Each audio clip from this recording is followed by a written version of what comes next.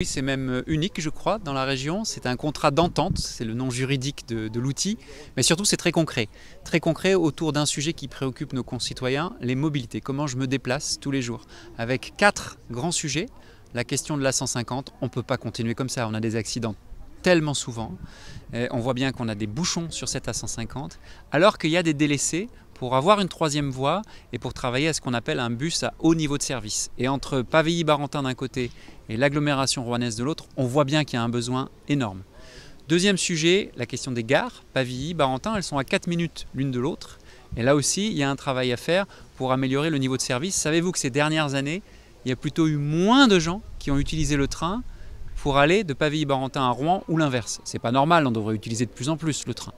Troisième sujet, le covoiturage. Alors c'est pas Blablacar, hein, mais c'est le covoiturage pour les trajets domicile-travail, parce qu'aujourd'hui, notamment les jeunes, mais pas que les jeunes, utilisent de plus en plus pour lutter contre ce qu'on appelle l'autosolisme. L'autosolisme, c'est le fait qu'on est tout seul dans sa voiture, et ça c'est pas bon ni au plan écologique, ni d'ailleurs pour sa propre qualité de vie, parce que ça fait faire aussi des dépenses superflues en termes d'utilisation de la voiture. Donc il y a des applications numériques aujourd'hui qui permettent, à vrai dire, de gagner de l'argent et d'économiser en se regroupant, et c'est ce qu'on va développer, non pas dans la métropole, mais entre le pôle de Pavilly-Barentin et l'agglomération rouennaise. Et puis le 4e sujet, qui est très important aussi, c'est la voie verte. Là, on est à côté de la voie verte. Il y a une portion du côté de Barentin, on y est là aujourd'hui. Il y a une portion qui a été développée, qui a un gros succès du côté de Letré-Duclair. Il faut relier les deux. Il faut faire Letré, Duclair, Saint-Pierre-de-Varengeville, Villers-Écal et Barentin. Et là, vous aurez une magnifique jonction. C'est l'ancienne voie ferrée, en fait, hein. Et ça, c'est très intéressant pour le tourisme, mais aussi pour les familles et tous les habitants du territoire. Des déplacements au quotidien qu'on peut faire à vélo. Exactement, les déplacements au quotidien qu'on peut faire à vélo. Parce que vous savez, nos concitoyens, et c'est bien normal, ils n'ont absolument pas... ils n'attachent pas d'importance particulière aux frontières administratives. On s'en fiche des frontières administratives. C'est quoi la limite entre la métropole Rouen-Normandie et la communauté de communes Pavilly, Barentin, Caux-Ostrobert?